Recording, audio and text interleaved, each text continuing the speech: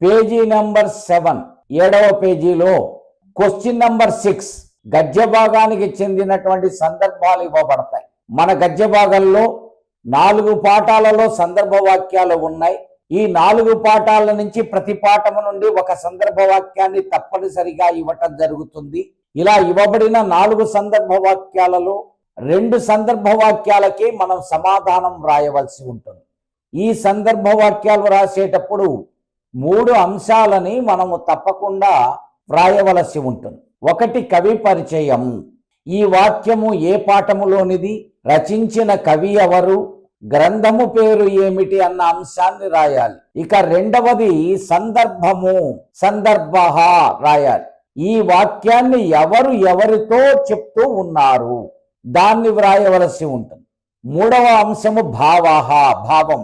ఆ వాక్యము యొక్క భావము ఏమిటి, అర్థము ఏమిటి, ఈ 3 అంశాలు రాయవలసి ఉంటుంది.